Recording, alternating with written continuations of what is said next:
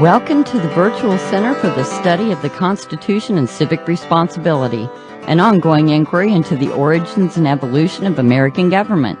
The Executive Director of the Virtual Center is Dr. Bill O'Brien. He's also the host of this discussion. And here he is, Dr. Bill O'Brien. Thank you, Agnes, and welcome to a Tuesday edition of the Virtual Center for the Study of the Constitution and Civic Responsibility. Today is Tuesday, the 22nd day of November. Dawned on me that I said that yesterday. Yesterday I called the 21st day, so today must be the 22nd. Anyway, it is the 22nd day of November in the year 2016 as we move toward the end of another year. And when I think about this, I get a little bit uptight because on the 11th of March in 2017, in other words, we're only 3 months out, pretty much. We'll be 4 years doing the Virtual Center programming. I mean, that is absolutely incredible. We began this on the 11th of March, 2013. And on the 11th of March, 2017, we'll have reached 4 years, and that's only 3 months away. So what that means is that we've been doing this now for 3 years and 9 months. And it's just absolutely incredible to me. I can't even believe that at the beginning, when I thought and looked forward, I never dreamed that we would be doing programs this long. As somebody told me not too long ago, is there that much to the Constitution? And I thought, well, to be honest with you, I didn't think so, but I'm beginning to appreciate as we've gone on over the months and years that there's more to it than I think most of us have really thought. And I guess one of the things that has kind of shaken me a little bit over the last couple of days, yesterday especially, was that there are some things happening now with this election, of course, being the focus.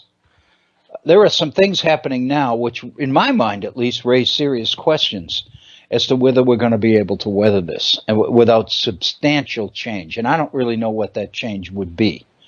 But the fact of the matter is, as I understand the constitutional system, we have reached a point where many of the internal checks, balances, separation of powers, ideas that were absolutely critical toward making this system work no longer work. And because it's mostly because of the communication revolution, because of technology, because of instantaneous communication, things like Twitter and cell phones, the internet, all of it. It seems to me that technology has put us in a position where we've rendered our political system pretty much, and when I say outdated, it almost, by that it almost seems to suggest that I'm saying that we've moved beyond the system. We haven't. That ultimately what we've done is we moved beyond the kinds of things that the system was able to keep in balance for us. And we're operating in a new venue, as it were, where the checks and controls and all the other things are not there. And the result is we're encountering some incredibly unbelievable things. And I think one of the things that we can all agree on, as you survey the news, as you read, skim through some of the major newspapers and some of the major lead items and stories and things, you begin to get the idea that people are many people are in a state of shock. And again, it was about the election because, most people, claim that they didn't really expect Donald Trump to win. But now we're finding out that even his own staff didn't really think that he had much of a chance to win. But the fact of the matter is he did. So at first, many people were in shock over that. But the fact of the matter is many of the things that have happened since the election are causing people to pause and wonder as well. And I think a few of those things we'll be dealing with in today's program. I think some things are becoming, when I won't say commonplace because I think it's too soon to say that about them. But there are things we're reading and hearing and seeing that most of us never thought would ever hear or see in our lives. Things that were always considered no-nos and things we'd never do and talk about and all the rest of it are now becoming common. We saw it during the campaign with on the issue of civility. There's no question that many people, myself included, have labeled this campaign as one of the most hostile, negative campaigns that we can possibly imagine. And I guess, like many of you, I wonder what the next one could be like. In other words, can it get worse? I guess it can, but it's hard to imagine where it goes and where it ends. And the question, the thing that bothers me is there doesn't seem to be any mechanism, if you will, to rein it all in. And I think that's what's causing a lot of people some concern. But anyway, I'm just kind of bantering here, and let me share with you our phone number and some of the basic information that we begin every program with, and then we'll get into a few more substantive issues that I think will pretty much take up the bulk of our program today. As I mentioned each day, we would love to hear from you. We do have a phone line, and it enables you to call in and get on the air and share your thoughts and your ideas with not only with me, but with our other listeners.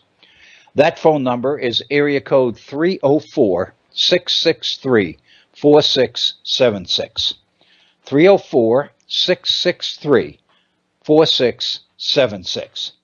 My email address, if you'd like to drop me an email and share your thoughts that way, is waobrien906@gmail.com.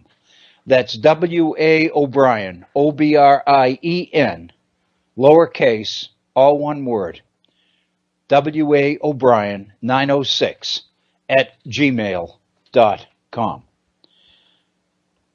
And Facebook. We do have a Facebook page devoted to the Virtual Center. As you know, we've had it for well over half a year now, and we continue to try to utilize it. I think it serves a very, very valuable purpose. A couple of the things that I want to open today's program with are pieces or links to articles that I have posted on the Facebook page for your consideration and for your reaction. If you go to Facebook, and I know many of you are Facebook users, if you go to Facebook, on the home page, there's a search box at the top. And if you type in the Virtual Center for the Study of the Constitution, you will be into our Facebook page. And there are a number of postings there that I have put on regularly. I put on two since we were together yesterday. Two entries, two postings this morning. And I wanted to begin our program with them because I really think they're significant. And that's why I put them on the Facebook page. And they are, both of them are lead in with the link to the article in question. Basically, what I'm saying is I think you ought to take a look at this if you've got time, because I think you might find it interesting and well worth your time. And that's basically what I do with the Facebook page. I'm not putting any links on there unless there's some reason that I can give you for you're taking your valuable time to look at it. Basically, what I'm saying is I think that this particular piece is worth reading. It has information in it that all of us would do well to be familiar with. And I try as much as possible in my comments to suggest to you what that information might be, why I believe this particular article is significant. And that that puts the ball in your court. It gives you the opportunity to accept or reject my recommendation.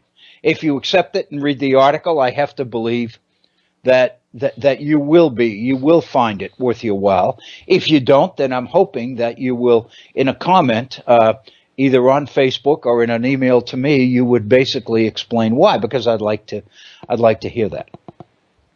So one of the pieces I put on there is, of course, much of what I've been focusing on deals in one way or another with the election, because votes are still being counted. As of today, the reports are that Hillary Clinton's popular vote advantage is up in the area of 1.7 million, and they're still counting. So in yesterday's program and in one of the pieces that I put on Facebook in the last couple of days, I made the point that it's entirely possible that Hillary Clinton could win with a popular majority, with a popular advantage of close to 2 million votes over Donald Trump. That's significant. And the reason I say that is because one of the reasons, and this was the bulk of our program yesterday, at least the second hour, most of those people who believe that we would be well advised to think about abolishing the Electoral College, one of the reasons for that is that there was always the likelihood, not only the possibility, but the likelihood, that we would run into a situation where the candidate who got the most electoral votes and won the presidency would lose the popular vote. It hadn't happened that often, a couple of times. But the concern was that the possibility was always there. And that would, in effect, in the minds of many people, jeopardize or weaken the impact of the presidential victory. In other words, the winning candidate would constantly have to deal with the reality that he, and obviously up until this year, it's always been a he, and of course it continues to be because the first woman that we thought was going to be elected president didn't make it. But the thinking was that the winning candidate in an election would at times have to deal with the reality that he didn't win the majority of the votes. And that was a concern because many people felt that it would dampen or weaken the impact of the victory itself. That when the winning candidate or the winning party or administration started to implement some of its policies and programs, it could expect from its opponents to hear the adage that while they won the electoral vote, they didn't win the popular vote. And many people believe that that in itself was a reason to get rid of the Electoral College, especially when many of these same people had concluded that the Electoral College really wasn't doing anything that was worthwhile anyway. It wasn't really providing any advantage. It was just there because it had always been there, and maybe it ought to be removed. Well, of course, what we're dealing with now is the fact that 2 times in 2 elections since the turn of the millennium in the year 2000, we have had that possibility, in fact, happen. In 2000, Al Gore won by 740,000 votes, the popular vote, even though he lost the electoral vote, and therefore George Bush was president of the United States. What makes this particular election that just ended a couple of weeks ago today, 2 weeks ago today, what makes this one particularly significant is that Hillary Clinton's advantage in the popular vote is climbing towards 2 million. That's significant. What that means is, even already, that Hillary Clinton attracted more than 63 million votes, while Donald Trump attracted 2 million less than that, 61 point something million votes. And anybody but Donald Trump would see that as I think, would see that as a challenge, as a problem, because a 2 million vote popular vote advantage is significant. And so therefore, if you tried to claim that your election was a mandate, you would immediately run into the challenge of people saying, you lost by 2 million popular votes. How can you claim a mandate? So in most circumstances, the 2 million votes would be a significant number and could cause some issues. When I say anybody but Donald Trump, what I mean by that is the ego associated with him and the way he operates. He's going to, I mean, it's obvious he's just going to blow that off and not even deal with it. It's not going to bother him at all. But in most presidential situations, it probably would be a factor. So I think I really do believe that's really a significant point, is that popular vote. What it means is, the reason I think it's very important as the size of the popular vote advantage for Hillary Clinton continues to move towards 2 million, is that it really strengthens the sentiment to get rid of the Electoral College. I think that while the thought has been there for a long time that maybe the Electoral College is one of those remnants from the 18th century that we can afford to do without, that we'd be better off, not dealing with anymore. The fact that this particular election turns out with that kind of an advantage in the popular vote to the loser suggests that the sentiment is going to be very strong to move against the Electoral College. And that concerns me for reasons that I mentioned yesterday.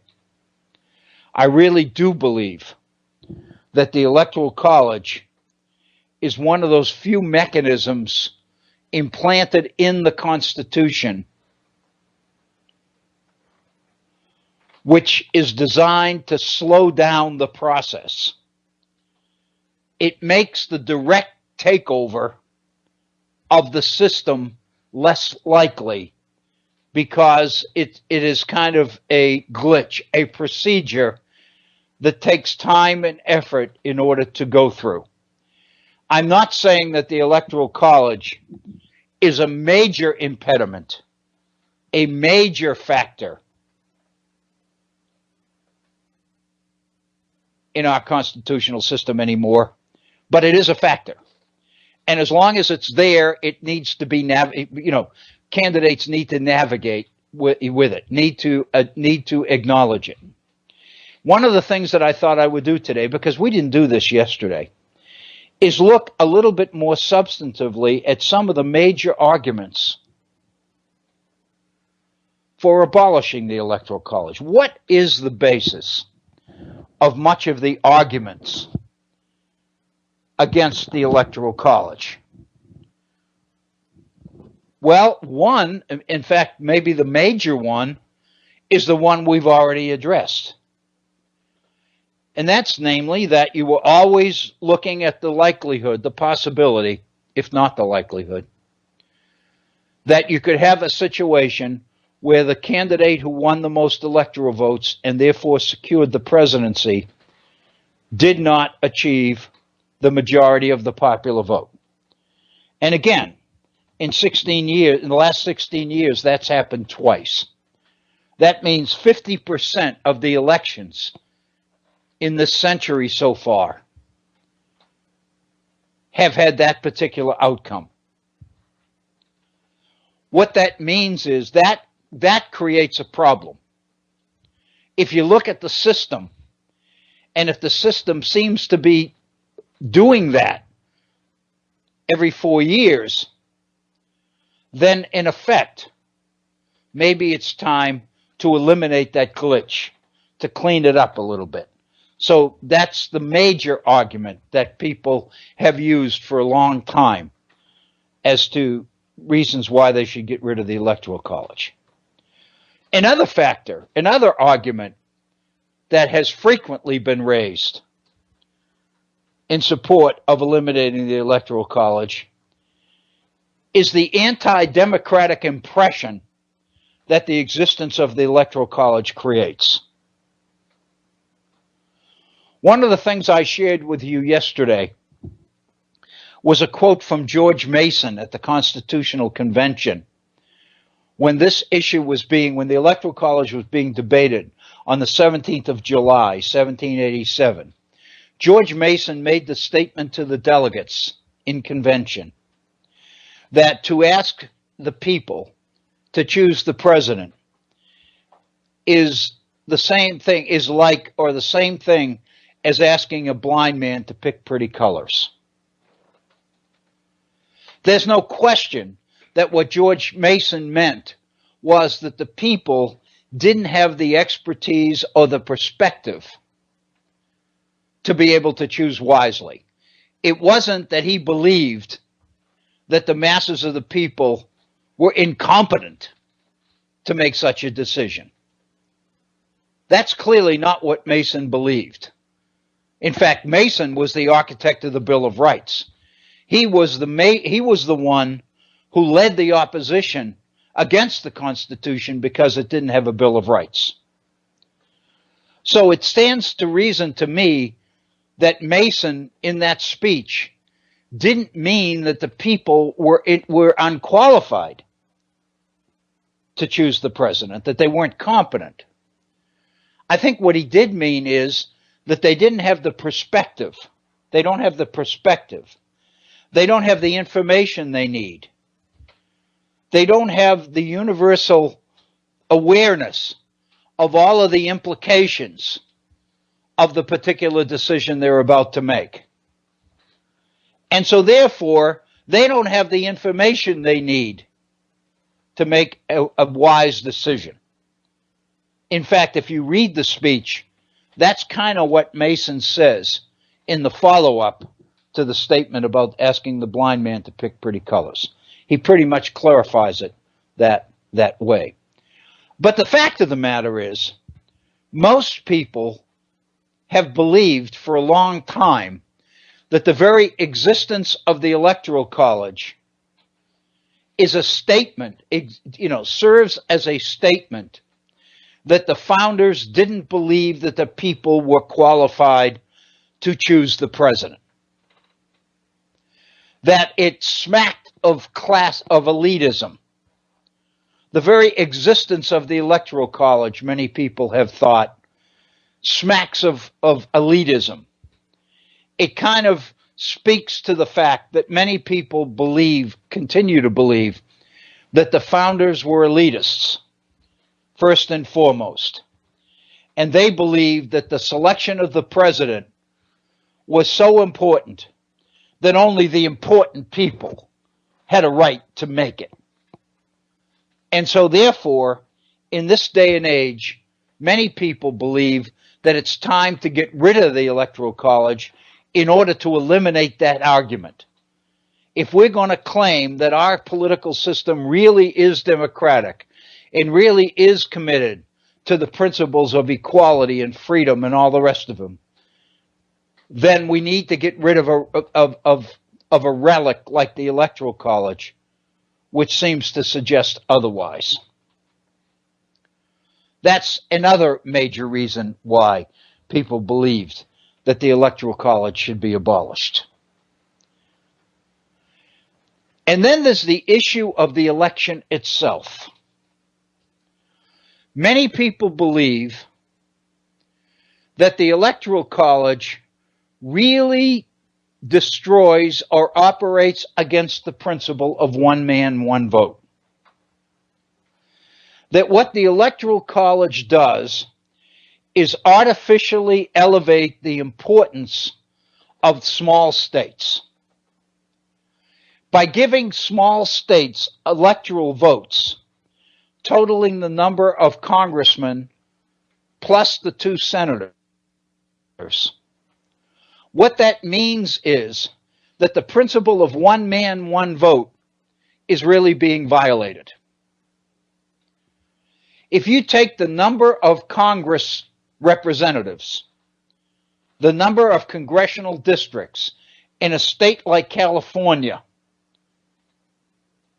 which I believe has 37 electoral votes. I think it's 37. I'm not sure of that. But it's a lot. It's obviously the most of any state.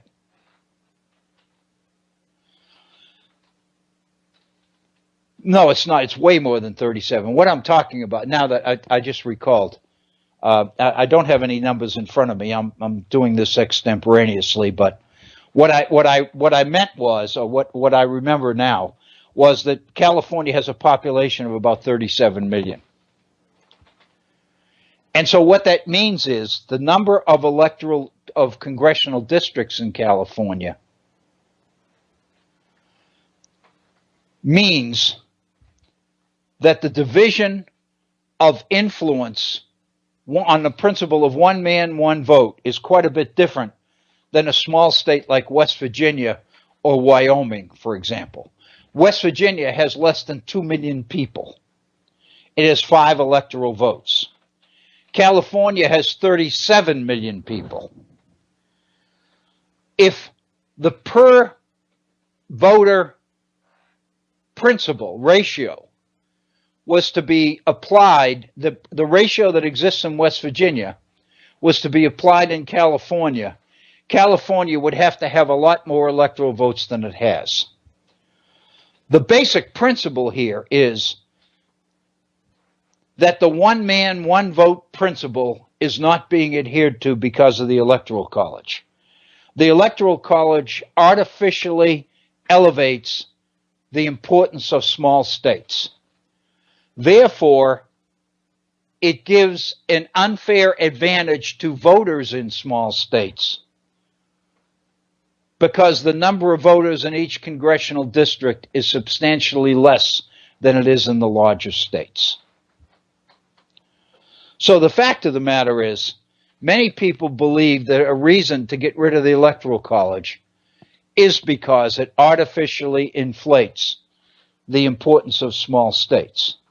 Of course, the other side of the coin is that is a reason why representatives of small states don't want to hear about abolishing the Electoral College because they recognize that that indeed is true. That if you didn't have the Electoral College, the campaign would be decided only in the biggest states. That's where the candidates would campaign. That's where the money would be spent. And perhaps 40 of the 50 states would not be involved in the election at all. And so therefore, by keeping the Electoral College, you pretty much guarantee that many more states are going to be significant and in play during an election. You make the Electoral College involves more states in the process and thereby makes the process a little, it seems to me, a little bit more valid and a little bit more viable. So the one man, one vote principle is one reason why a lot of people believe that the Electoral College ought to be abolished. And in the same vein, and this is another reason, we know from the previous election the amount of attention that the media gave to the so-called swing states. How many times as we approached the election did we hear that the election was going to be decided in certain key states? That there were states like North Carolina and Pennsylvania and Virginia and New Hampshire and Ohio that were the swing states. And the argument was that in order to be elected president, Donald Trump was going to have to win them all. And with the exception of Virginia, he did. And that's what people didn't expect. Florida was another one of the so-called swing states. As it turns out, Wisconsin and Michigan became swing states. To Hillary, they were solid Democratic states. Consequently, she didn't campaign there. Mistake, mistake, mistake. Because Michigan went for Donald Trump. Even Wisconsin went for Donald Trump. But again, the argument for getting rid of the Electoral College, it overemphasizes the importance of certain states at the expense of the others. It skews the election so that it'll be played out in certain states, whereas other states don't get any political attention at all. One of the concerns is, and that was a little bit different this time, but the irony is if you look at the three largest states in the Union, New York, California, Texas, with the most people, traditionally, they get almost no attention during the presidential elections because everybody knows that California is going to go Democrat. Everybody knows that Texas is going to go Republican. And people know that New York is going to go Democrat. And so consequently, those states with a significant proportion of the American electorate living in them get almost no attention during the campaign. You'd never know there was even a campaign going on. There's no political ads, nothing. So the argument is that's a danger, that's a weakness of the Electoral College as well. And there's one other, well, actually two. Let me not shorten one because I think there's one that's important. And it ties in with that, the fact that certain states are more important than other states. What that means is that those particular states get political favoritism and political attention because they are so important in presidential elections. A couple of examples of what I'm talking about. Florida, for example.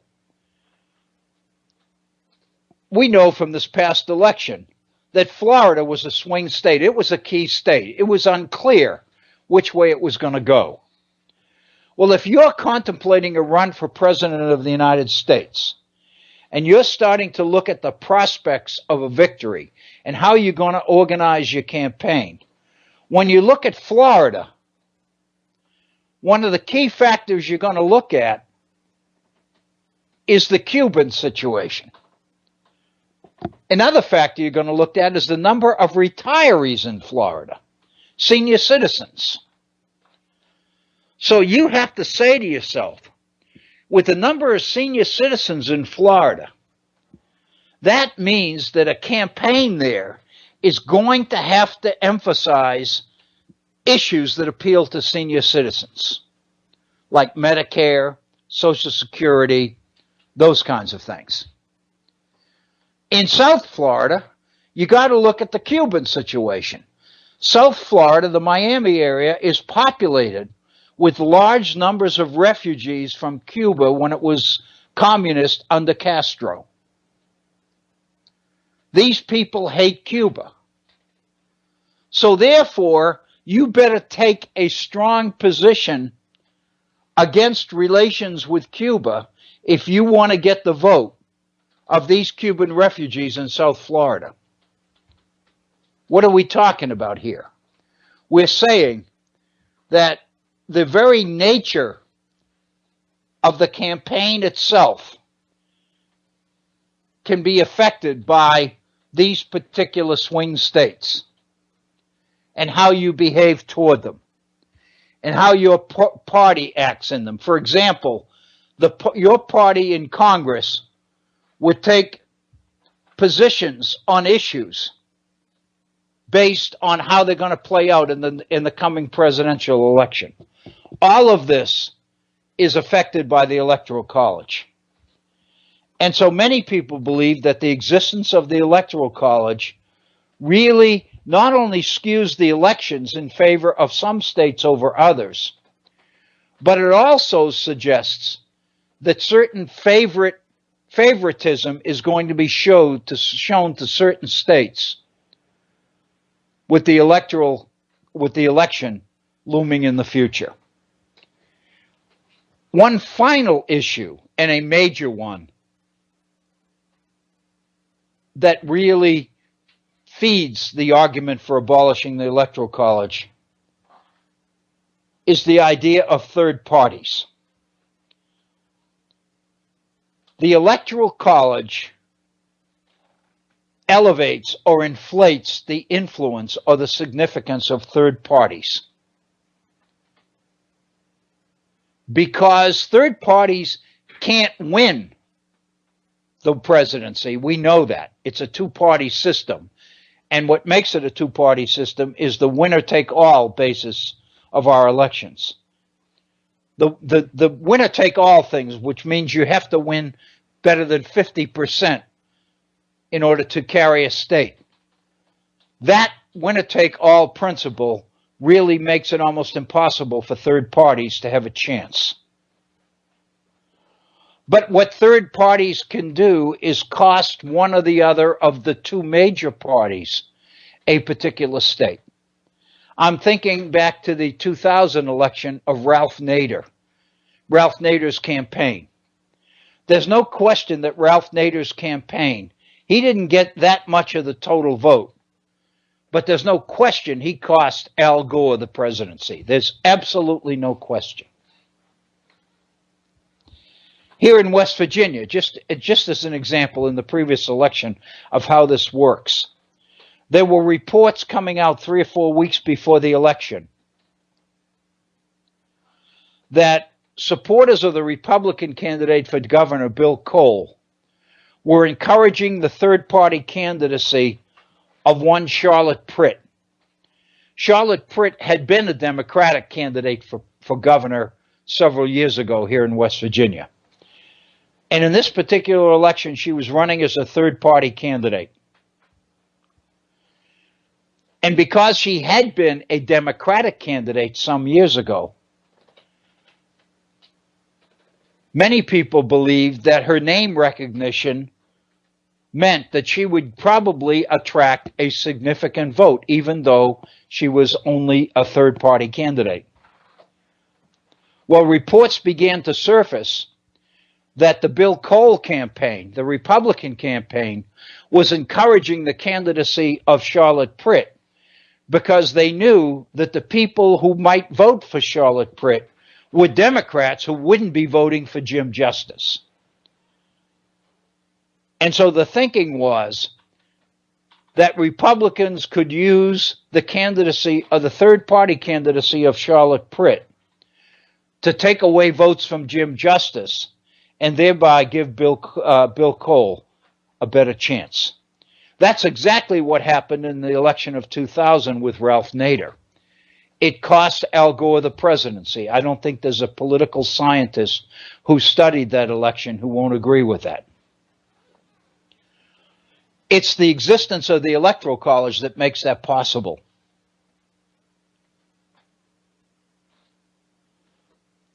Because you can cost a candidate the electoral vote in a particular state. So my point is that when you add up all of these factors, the possibility that there would be a split between the winner of the electoral vote and the winner of the popular vote, the fact that the one man, one vote principle is being violated, the fact that the Electoral College artificially inflates the importance of small states, the fact that the existence of the Electoral College can affect policies and programs aimed at particular swing states, the fact that the Electoral College causes the fact that there are such things as swing states, and that consequently it creates a disproportion within the election where some states get all the attention and other states get almost none. And then finally, the issue of third parties, that it elevates the importance of third parties and makes it possible for third party candidates to actually play a negative role in our electoral process for selecting President of the United States. When you add all of these together, it's a pretty powerful argument for abolishing the Electoral College. And up until now, it's been really difficult to counter that with much that's substantive. Most of the arguments to keep the Electoral College have focused on the intent of the founders and the fact that it's part of the Constitution and we need to be very careful about changing things that have always been there because we aren't really sure all the ramifications and implications of what we're doing. The best thing we can do is leave it alone. And they talk about people talk about the danger of change and the fact that change is always risky and keeping what we have is always the safest bet. Those kinds of things were usually used in defense of keeping the Electoral College. What I've done, what I did yesterday on our program, and what I want to close out this conversation with today, is to raise what I believe is the most significant issue of all for keeping the Electoral College. And that is the role of social media. More particularly, Donald Trump's awareness of the importance of social media. When he told Leslie Stahl on the 13th of November on 60 Minutes that social media got him elected and that he had no intention of abandoning his use of Twitter because it gave him instantaneous access to tens of millions of voters who were linked into his Twitter account. That really got my attention. That really suggests the extent to which technology has created change in our world, in our nation, that may render many of the checks and balances built into our system no longer operative. I think that's a real possibility. Because I think that the access, the instantaneous access to tens of millions of voters gives the president an inordinate influence over Congress. Because it can bring the pressure of public opinion to bear directly on specific decisions that Congress is in the process of making. I think it could give a significant advantage to the executive branch within the checks and balances system. I think it could disrupt significantly the whole principle of checks and balances. Under those conditions, it seems to me that eliminating the Electoral College and turning the selection of president over to the majority of the voters right now, under the circumstances, without really knowing the full implications of social media, is a risk we'd be best not to take. I think it's very dangerous. I think that we're looking at the likelihood of a call for a constitutional convention. We're looking at the likelihood of significant number of Supreme Court appointments in the next couple of years. I think we're looking at a situation which could prove very, very difficult for our republic. And I think under those circumstances, I don't think we want to create a situation where a person can bring the power and the influence of tens of millions of voters to the fore instantaneously. I don't think that that's the kind of circumstances under which we want to elect the President of the United States. The founders were afraid of it. They were afraid of demagoguery. And there's absolutely no question, if one issue looms during this transition period that we're experiencing right now, it is the issue of demagoguery. Many people are frightened. They're concerned. They're concerned about the future of the nation. They're concerned about the future of the government. They're worried about Trump. They're worried about foreign policy under Trump. They're worried about the economy under Trump. They're worried about the issues related to immigration, the issues related to race, all of these things, military buildup, tax cuts for business and the very wealthy, all of these things, many things that people are worried about right now. We hear words thrown around about bully and demagogue and analogies to Hitler and all of these other things. This is not the time that we want to start making major changes to the Constitution of the United States. That's the reason I've been opposed to a constitutional convention. That's the reason I'm opposed right now to abolishing the Electoral College. I think we would be better, our time would be better spent looking at the ramifications of some of the things that are happening and looking for ways that we can build in some additional or new controls, new checks that would make it impossible for our government to fall under the immediate control of demagoguery. There's been, over the years, a lot of negative inferences to the fact that the one thing we've got in our favor is that our government gives us so much credibility and stability compared to the banana republics of Latin America. I would suggest to you, when you create the potential for instantaneous change, which is what we're talking about today, then you are opening up the floodgates for the possibility of the kinds of political change most associated with countries we've traditionally referred to as banana republics. So I think we need to be very, very careful.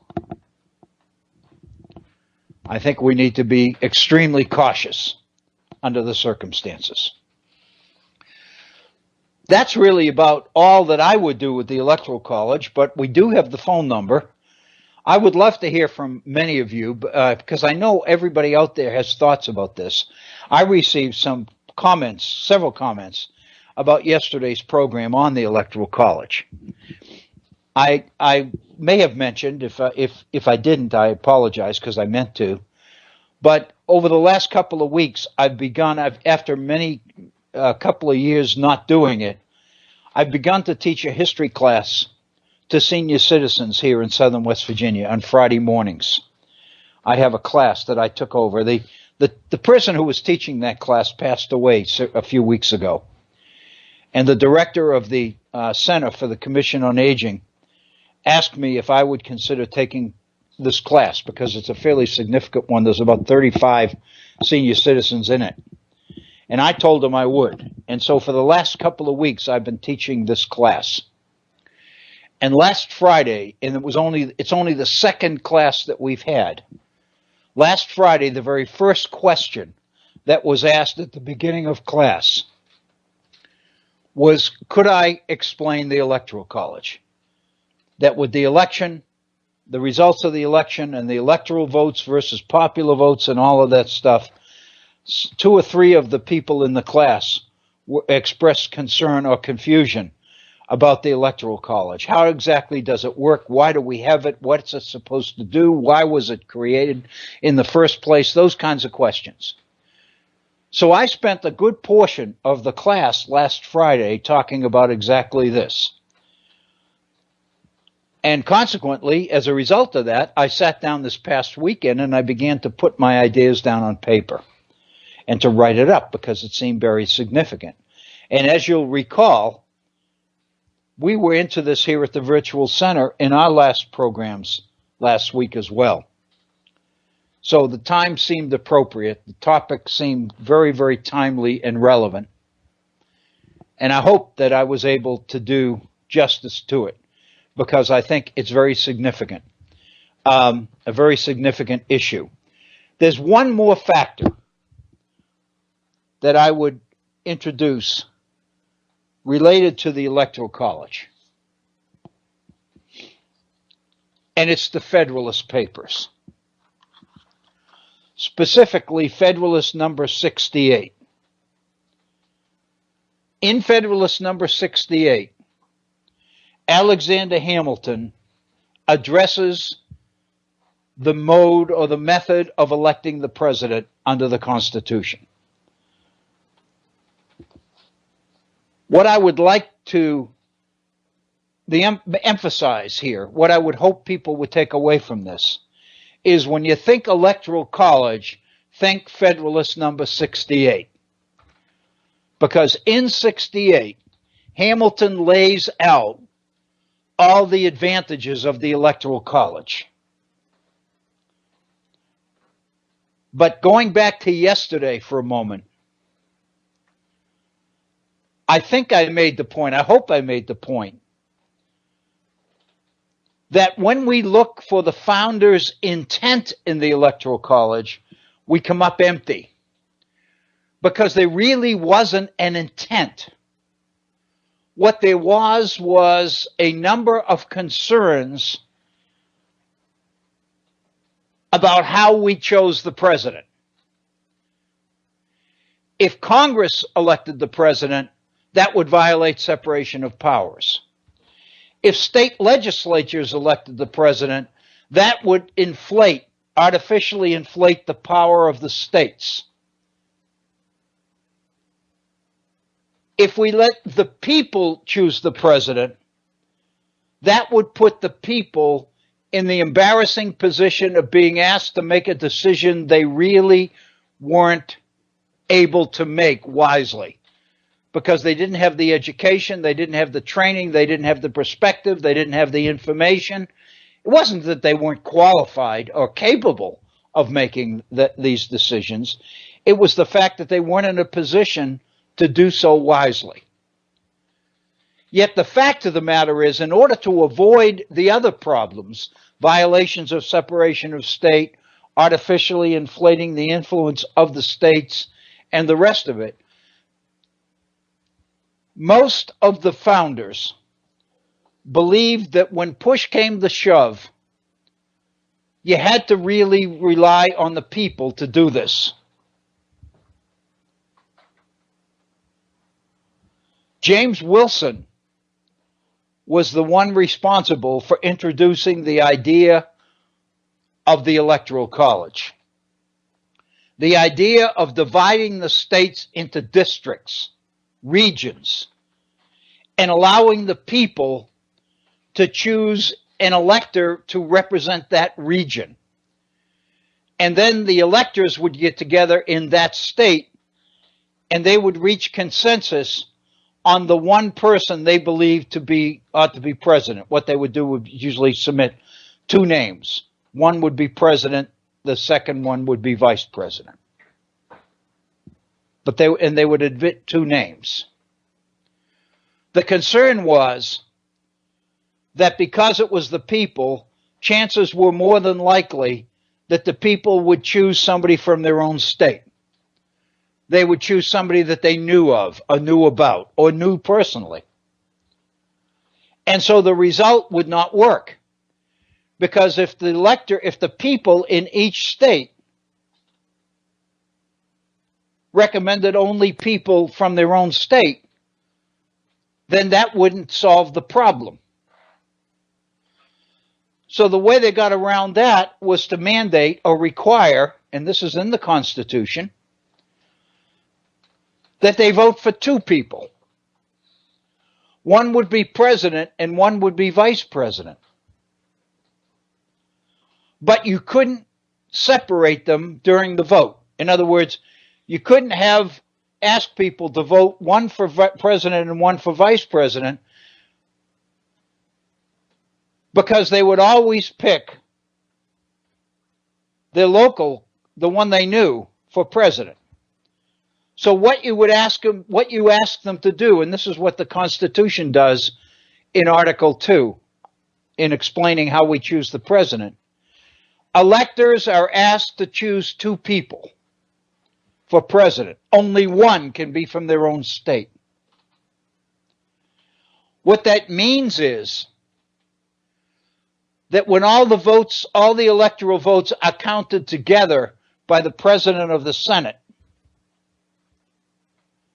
the idea was the person that gets the most total votes will be president. The person that gets the second highest number will be vice president. So again, what you end up with the Electoral College is a set of statements or behaviors, a to-do list about how to choose the president that really doesn't make any sense. It doesn't really demonstrate any intent on the part of the founders. What it does is reveal the concerns about certain things we need to avoid in the choice of president. And so, in effect, Article 2 of the Constitution on the manner of electing the president really consists not of a coherent paragraph that reveals any intent. Rather, it's a paragraph which consists of a series of strategies to avoid particular problems. And at the end, the founders decide, hey, we don't really know whether and how this is going to work, but I think we've covered all the bases that we can touch. So there was kind of a consensus at the convention to let's let it go this way, because until we know better, this seems like it ought to work. And it wasn't too long, as you know, with the emergence of political parties that you ran into a problem. Because both the president and the vice president ended up with the same number of votes because of the nature of political parties. So it became impossible to separate president from vice president. And so therefore you needed an amendment to the Constitution to clarify that. And that I think led to the 12th Amendment, if I'm not mistaken.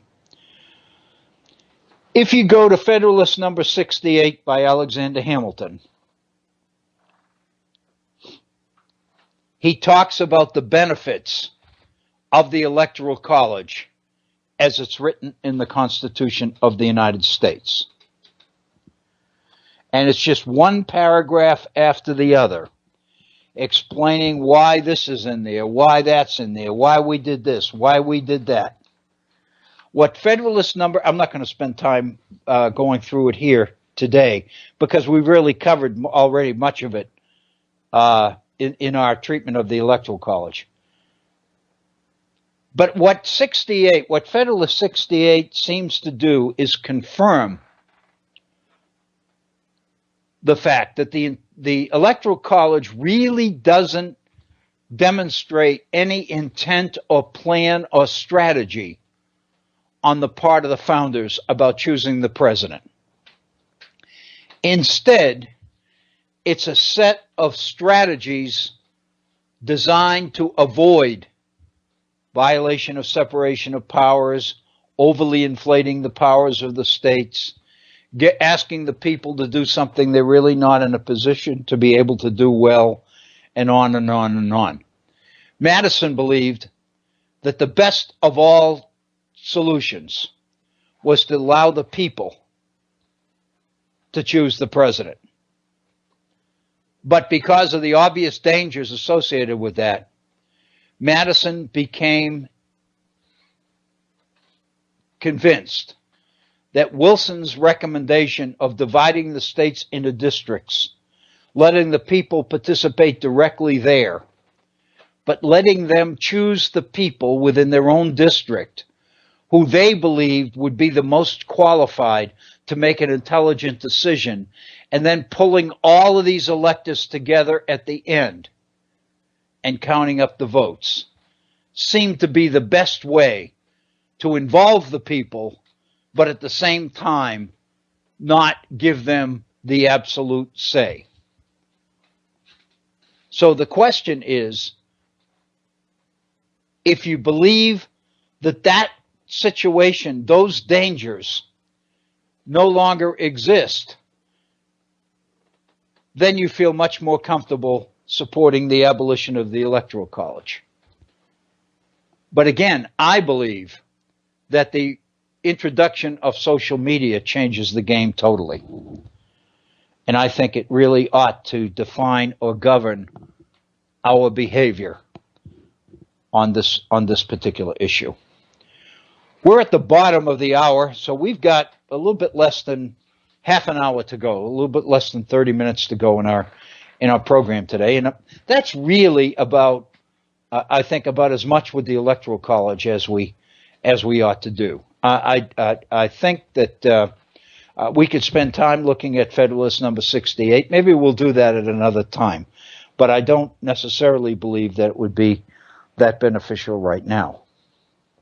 I wanted to take a few moments in today's program, and this is one of the postings that I put on Facebook this morning before we went on the air. There's an article in today's New York Times about the election. There are several articles in the Times and the Washington Post and the Wall Street Journal and several other papers, obviously, about the election and the result of the election. As the research goes on, we're finding out more and more and more about this particular election. And this particular article that appeared in this morning's New York Times seems to me to be very significant. It focuses specifically on the state of Wisconsin, the election in Wisconsin. It's written by a lifelong resident of the state of Wisconsin. And this particular citizen is explaining why Wisconsin went for Trump. I think it's an article worth reading. And these are some of the comments that I've made on Facebook. This is part of my posting, and I have the link to the article there so you can read an article. And what I've said is, here's a Wisconsinite trying to grasp the realities of the November 8th swing of her state to Donald Trump. And then I've quoted what I think is the key statement in the whole article. Quote, as much as Mr. Trump won the election in Wisconsin, Hillary Clinton lost it.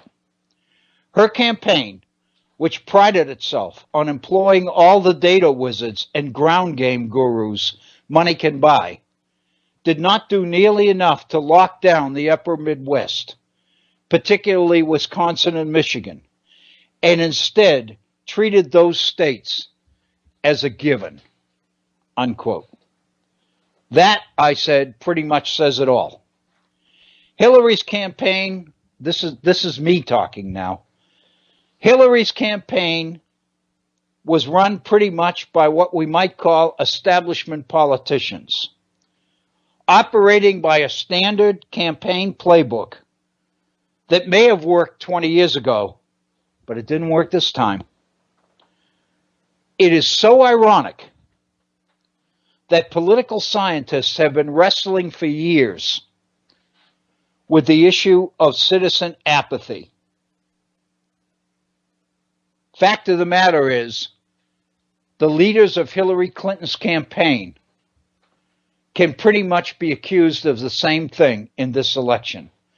They became so apathetic, so convinced that Michigan and Wisconsin and these states in the Midwest, which were traditionally Democratic states, were indeed Democratic states, to the point that we don't have to campaign there. We don't have to advertise there. Hillary doesn't have to go there. Vice presidential candidate Kaine doesn't have to go there. And what they did was focus their time on Ohio and Pennsylvania and North Carolina, New Hampshire, places that they felt were toss-up states, swing states, which goes back to the issue we just talked about in relationship to the Electoral College. According to this lifelong resident of Wisconsin, they took Wisconsin and Michigan as a given, and the people reacted against it. To be blunt, I've said, they missed Trumpism. They missed the message of Donald Trump. More specifically, they missed the reaction to the message of Donald Trump. Totally. Mostly because they never looked for it. They never listened for it. It was there. It was everywhere. The literature. And this kind of touches on what we've been doing here at the Virtual Center prior to the election. The literature in so many different areas picked up on what was happening. Economists focused on the new capitalism and the degree to which it was shedding too many people. It was creating job displacement like any other they had ever seen before. Capitalism, by definition, involves job replacement. Jobs disappear, but traditionally they're always replaced by new ones. This time they weren't being replaced by anything. People that were losing their jobs were rendered permanently unemployed. They had no hope. And they were trying to say that, but nobody would listen. Donald Trump listened. Sociologists focused on the escalating suicide rate among uneducated, underemployed whites. Political scientists were trying to figure out why so many traditional blue states were going red. What was happening within the electorate? Everybody was asking that question prior to the election. For Hillary Clinton's campaign managers to totally miss this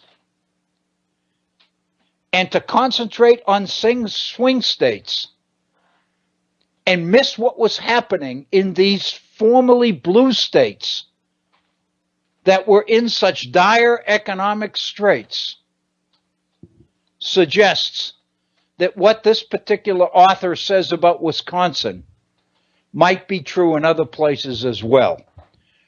Donald Trump didn't win it. Hillary lost it.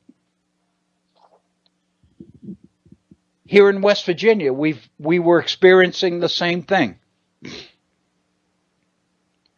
In this particular state, which went from blue to red over the last 3 elections, Republicans didn't win it. Democrats lost it.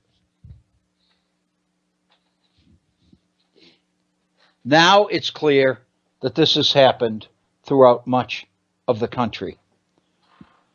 The most powerful message prior to the election were the pleas of Americans who were fed up, worried about their kids, worried about health care, worried about jobs, lacking hope and optimism. Despite it all, many of the traditional campaigners ignored it, overlooked it, didn't hear it, didn't look for it, whatever.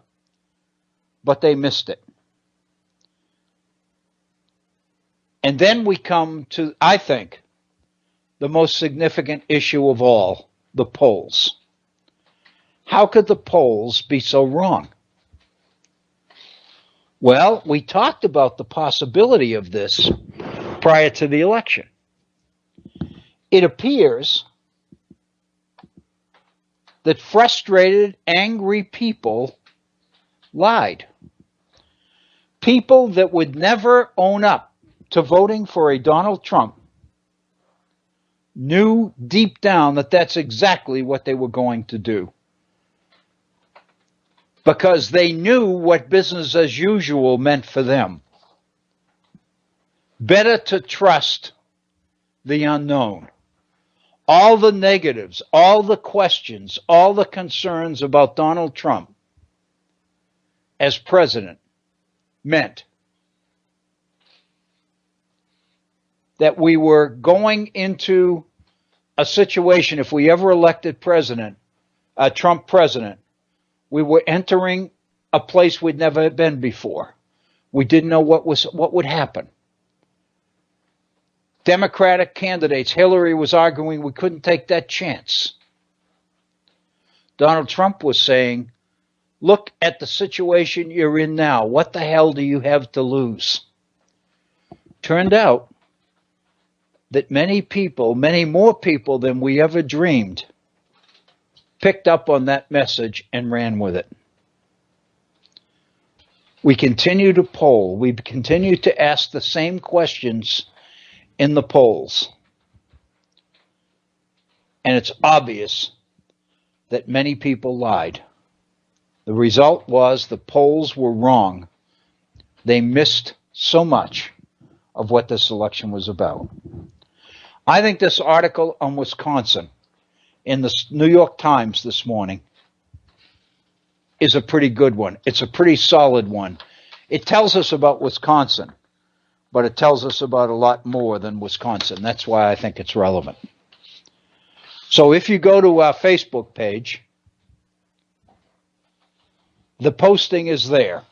All you need to do is click on it and you will have access to that particular article, along with the comments that I've made about it. And I encourage you to do that. And then there's one other article that I posted on Facebook. A link to an article that I posted on Facebook.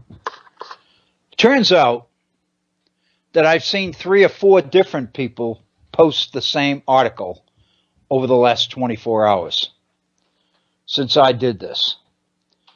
This is the article, again, from the New York Times about the alt-right conference in Washington, D.C. this past weekend,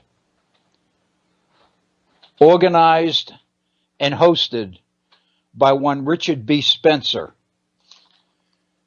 ideological leader of the alt-right.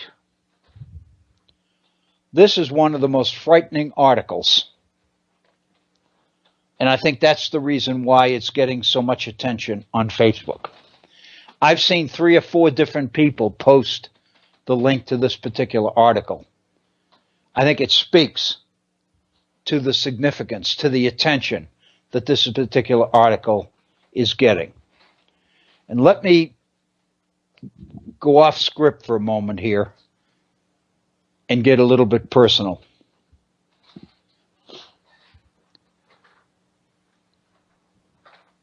One of the closest friends I ever had in my life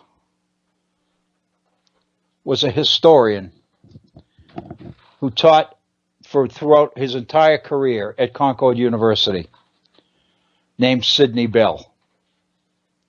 I've talked about him before here at the Virtual Center.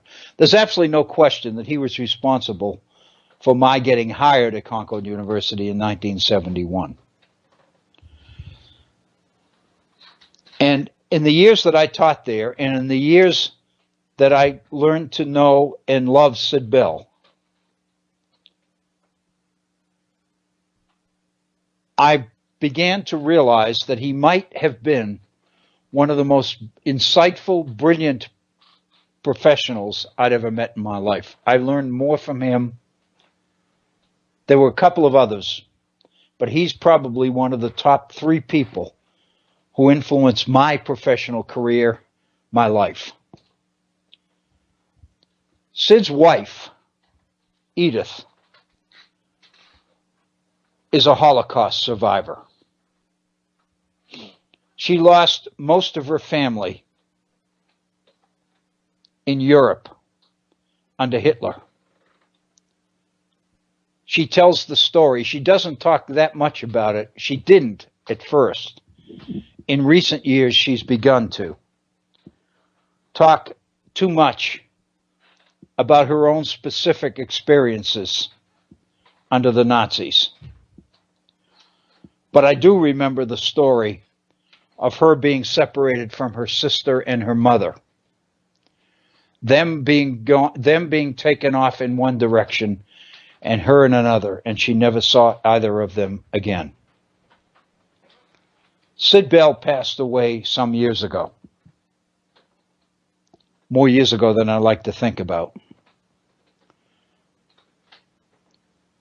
Edith has since relocated and is now staying with or near, I'm not sure, her daughter in the Pittsburgh area. Edith is still active. She still goes to the schools in order to keep children aware of the evils of the Holocaust. She had always said that those people who survived it and experienced it needed to share it, because there was a danger that people would eventually come to the conclusion that it never really happened. And so she has devoted her life to making sure that people know that indeed it did happen. When I posted this particular link on Facebook yesterday, Edith Bell commented on the posting and basically made a specific reference to Hitler. People never believed that it could happen to them until it did.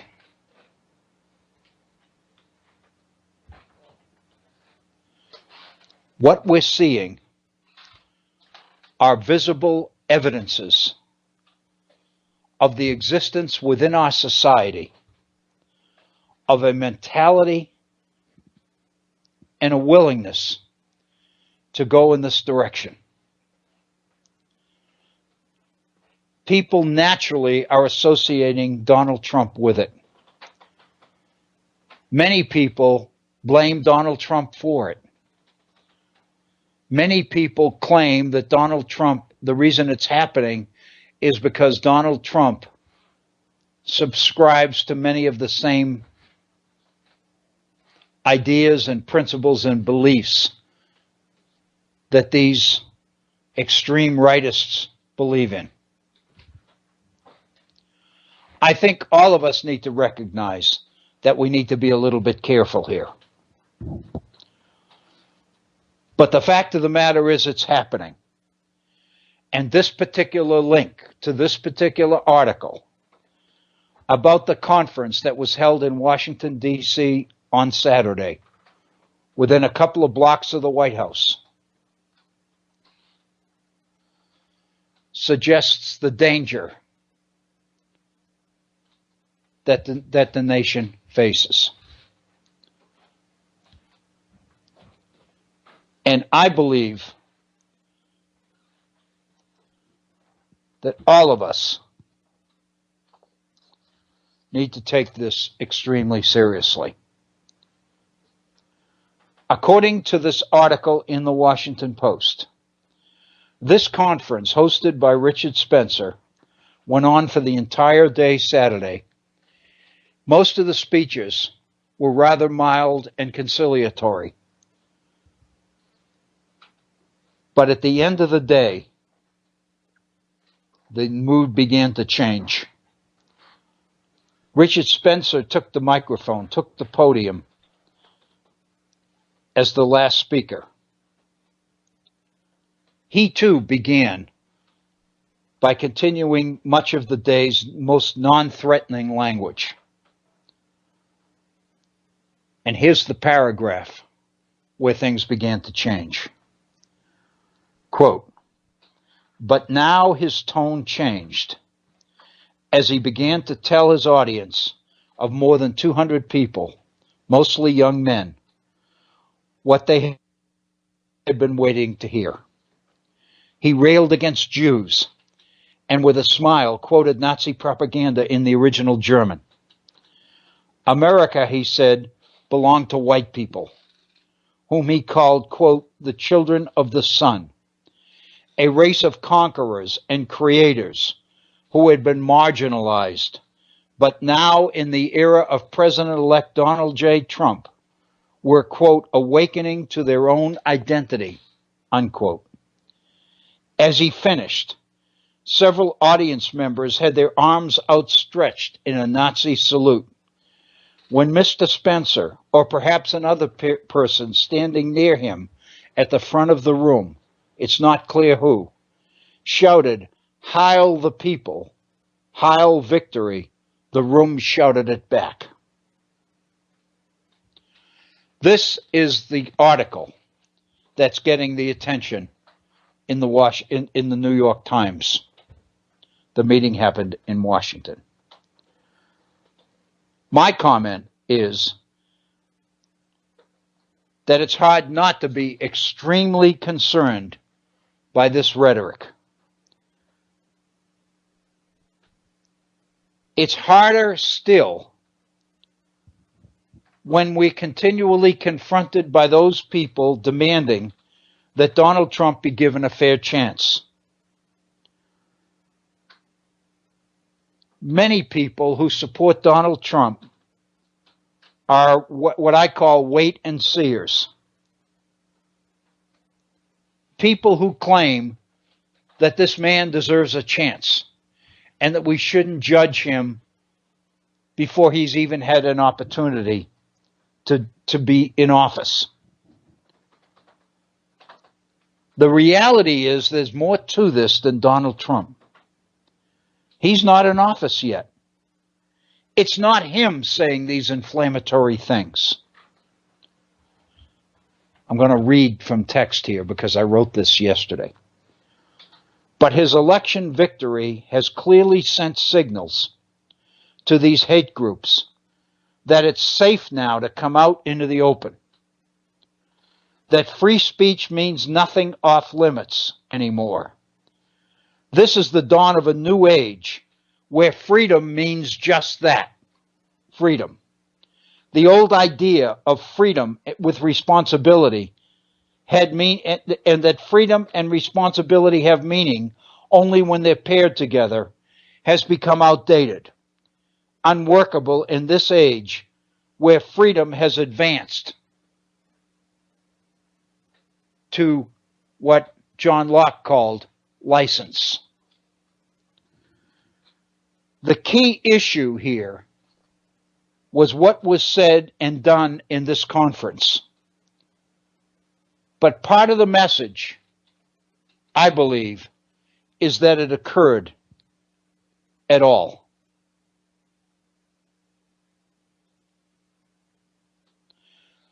Not that we should censor it or ban it. None of us support that. But that these sentiments and vile rants appeal to as many Americans as they do is both surprising and disconcerting. Translation. I think the most disturbing part of this is not the fact that people are saying it, but that so many people are hearing it and so many people are willingly going along with it and embracing it. In an educated society, a really educated society, there would be no need to ban or censor such gatherings because nobody would be attending them anyway. Enlightened public opinion would render these comments out of place in a civilized society. That this didn't happen, that one single election could bring to the surface all this pent-up hatred and bigotry is what's most frightening. In perhaps the greatest irony of all, it falls to no other than Donald Trump to address it and stop it. It's happening under his name, whether that's fair or not. Because of that, he can and must squelch it. Will he? Will he? That, I think, is the question that weighs on the minds and in the hearts of millions of Americans as we begin to move into the holiday season. For many months, we've heard conservative critics of Islam castigate Muslim moderates because they have failed to stand up against ISIS and take a stand against its brutality and its bigotry. It's now time for this nation's Christians to do likewise. There are many citizens out there already who are taking a stand, who are publicly speaking against this kind of extremism. Their struggles can succeed if a groundswell of God-fearing Christians stands up with them. We'll see. For so many months, we've been hearing about the war against Christians. We've been hearing about the unwillingness of moderate Muslims to stand up and say no more to these Muslim extremists, these folks with ISIS and other hate groups that are perpetrating such inhuman acts in the name of Allah. Now this is happening in our country. Now it's time for people in this country to stand up, not against Donald Trump. I don't think that's fair. But I do think Donald Trump has a responsibility to stop it, because it is in his name that it's happening. These people believe that the election of Donald Trump means something that I will bet most Americans didn't mean at all, even if they voted for Donald Trump. It's time for them to say that. It's time to walk the walk. When it came to Muslims, these folks were willing to talk the talk. Now it's their turn to do exactly the same thing that they have criticized moderate Muslims for not doing. Let's see what happens. Many of them are saying it's not fair to say these things and criticize Donald Trump. He hasn't even come into office yet. But the fact of the matter is, all of these negative things are happening around us.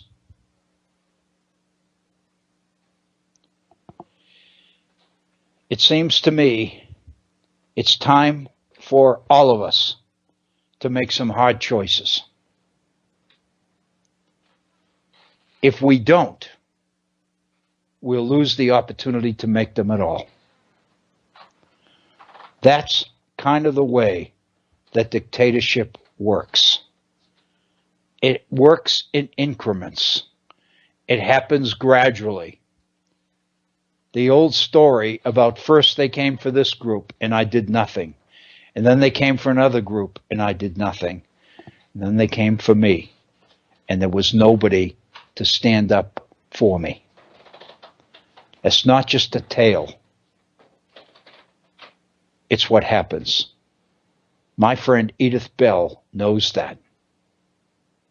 I think the rest of us have to appreciate it as well. We've reached the end of our program today. We're at 59 minutes after the hour. Beautiful, beautiful Tuesday afternoon here in in the eastern part of the country, and I hope that it is pleasant where you are as well. This is a very special week. It's Thanksgiving week. And I think Thanksgiving carries with it some responsibilities that I think all of us need to think very carefully about this week. And I think today's program touched on a number of those. I hope you have a wonderful evening. I want to thank you so much for your continued support of the Head On Net Radio Network and of the Virtual Center. Hopefully we'll be together tomorrow. This is Bill O'Brien. Thank you so very, very much. Have a good day.